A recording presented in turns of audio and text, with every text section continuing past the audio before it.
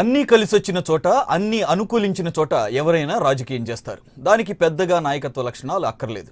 అదృష్టం ఉంటే సరిపోతుంది. కానీ భవిష్యత్తులో రాష్ట్రానికే నాయకత్వం వహించాలని భావిస్తున్న వారు అదృష్టంపై కాకుండా తమ సామర్థ్యంపై ఆధారపడతారు. టీడీపీ భవిష్య అధినేత లోకేష్ సైతం ఇప్పుడు అదే పనిలో ఉన్నారు. తొలిసారి ప్రత్యక్ష ఎన్నికల బరిలో దిగుతోన్న లోకేష్ సేఫెస్ట్ ప్లేస్ కోసం చూడకుండా సత్తా చాటి నియోజకవర్గం నుంచి బరిలో దిగాలని భావిస్తున్నారు. కుప్పం, హిందూపురం, పెనంలూరు వంటి కంచుకోటల్ని దాటుకుని ఉత్తరాంధ్రలోని భీమిలి నుంచి పోటీ చేయాలని డిసైడ్ అయ్యారు. చంద్రబాబు తనయుడిగా రాజకీయాల్లోకి వచ్చిన లోకేష్ ప్రస్తుతం ఎమ్మెల్సీగా చట్టసభలో ఉన్నారు. ఐటీ, పంచాయతీరాజ్ శాఖల మంత్రిగా మంచి పనితీరు కనబరిచి అనేక అవార్డులను సైతం పొందారు. అయితే పరోక్ష ఎన్నికల ద్వారా మంత్రి అయ్యారంటూ విపక్షాలు విమర్శించేవి. నిజానికి లోకేష్ పూర్తి స్థాయిలో రాజకీయాల్లోకి రావాలని భావించినప్పుడు పరోక్ష ఎన్నిక అనివార్యమైంది. ఇప్పుడు సార్వత్రిక ఎన్నికల ముంగిట ప్రత్యక్ష ఎన్నికల ద్వారా అసెంబ్లీలో అడుగు పెట్టేందుకే ఆసక్తి చూపిస్తున్నారు.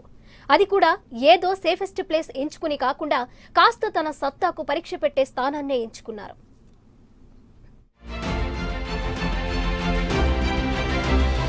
రసవత్తరంగా మారుతోన్న రాష్ట్ర రాజకీయం.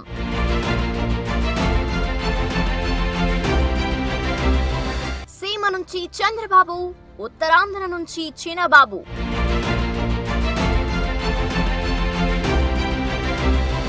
భీమిలి బరిలో నిలబడనున్న లోకేష్.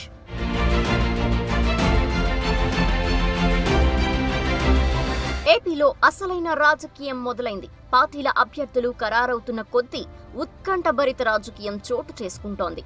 ఉత్తరాంధ్రలోని సాగర తీర నియోజకవర్గం భీమిలి ఈసారి అసలు సిసలు రాజకీయానికి వేదికగా మారబోతోంది. భీమిలి బరిలో నిలవాలని టీడీపీ యువనేత లోకేష్ నిర్ణయించుకున్నారన్న ప్రచారంతో ఉత్తరాంధ్ర రాజకీయం ఒక్కసారిగా హీట్ ఎక్కింది.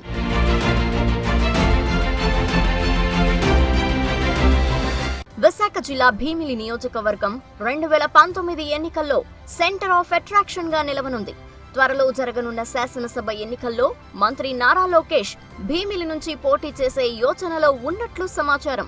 ప్రస్తుతం ఎమ్మెల్సీగా ఉన్న ఆయన ఈసారి శాసనసభ ఎన్నికల బరిలో నిలవాలని నిర్ణయించుకున్నారు. అనువైన నియోజకవర్గాల అన్వేషణలో భాగంగా 2-3 స్థానాలపై అధ్యయనం చేశారు. చివరికి భీమిలి నియోజకవర్గం నుంచి బరిలో నిలవాలని భావిస్తున్నట్లు పార్టీ వర్గాల కథనం.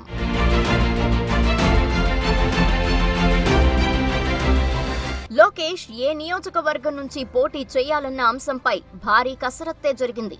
4-5 స్థానాల్లో లోకేష్ పేరు బలంగా వినిపించింది. మామ బాలకృష్ణ, తాత ఎన్టీఆర్ ప్రాతినిధ్యం వహించిన హిందూపురం నుంచి లోకేష్ బరిలోకి దిగుతారని మొదట్లో వార్తలొచ్చాయి. అయితే లోకేష్ ఆసక్తి చూపించినట్లు తెలుస్తోంది.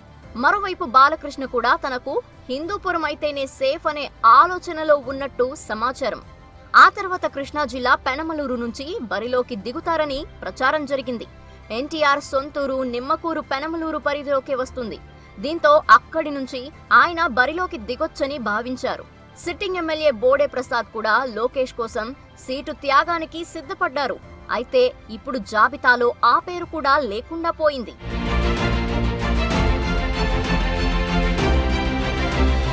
కృష్ణా జిల్లా గుడివాడ, గుంటూరు జిల్లా పెదకూరపాడు ఇలా మరికొన్ని నియోజకవర్గాలపైన ప్రచారం జరిగింది.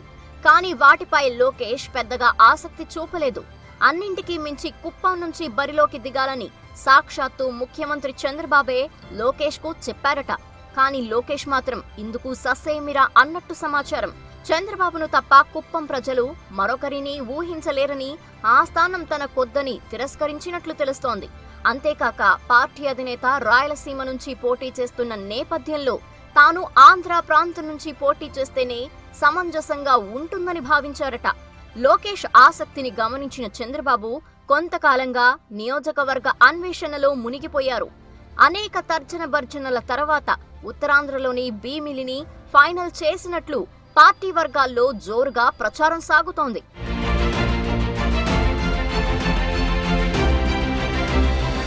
ప్రస్తుతం మంత్రి గంటా శ్రీనివాసరావు భీమిలి నుంచి ప్రాతినిధ్యం వహిస్తున్నారు.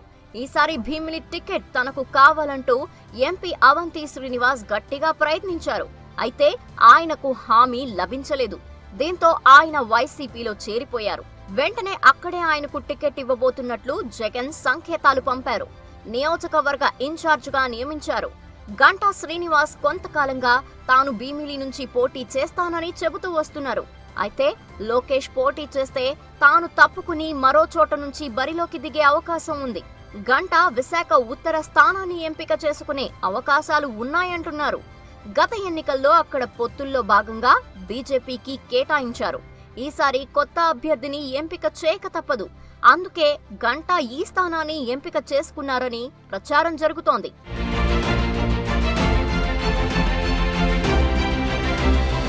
నిజానికి ఉత్తరాంధ్ర నుంచి పోటీ చేయాలని భావించిన లోకేష్ ముందు శ్రీకాకుళం జిల్లా టెక్కలి నుంచి పోటీ చేయాలని ఆలోచన చేశారు.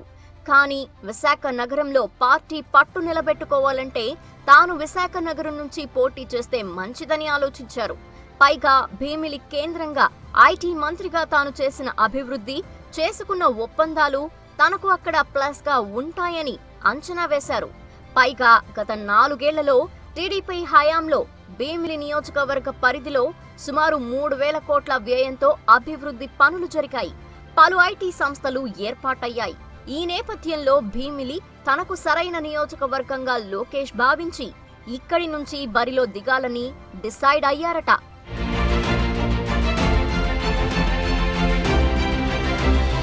భీమిలి నియోజకవర్గంలో కేవలం అనుకూలతలే కాదు, అనేక ప్రతికూలతలు కూడా ఉన్నాయి. వైసీపీ తరపున పోటీ చేయనున్న అవంతి శ్రీనివాస్ గట్టి పోటీ ఇచ్చే అవకాశం ఉంది. ఇలాంటి పోటీ ఉండాలన్న ఉద్దేశంతోనే లోకేష్ ఈ నియోజకవర్గాన్ని ఎంచుకున్నారట. పరోక్ష ఎన్నికల ద్వారా మంత్రి అయ్యారంటూ విపక్షాలు చేస్తున్న విమర్శలకు భీమిలిలో గెలుపు ద్వారా సమాధానమివ్వాలని భావిస్తున్నారట. రాయలసీమలోని కుప్పం, హిందూపురం నుంచో లేక సొంత సామాజిక వర్గం బలంగా ఉండే కృష్ణా, గుంటూరు జిల్లాల నుంచో గెలిచినా తనపై విమర్శలు తప్పవని, కాస్త గట్టి పోటీ ఉండే భీమిలే తనకు సరైన ప్లేస్ అని లోకేష్ అంచనా. మరి ఆయన వ్యూహం ఏ మేరకు ఫలిస్తుందో చూడాలి.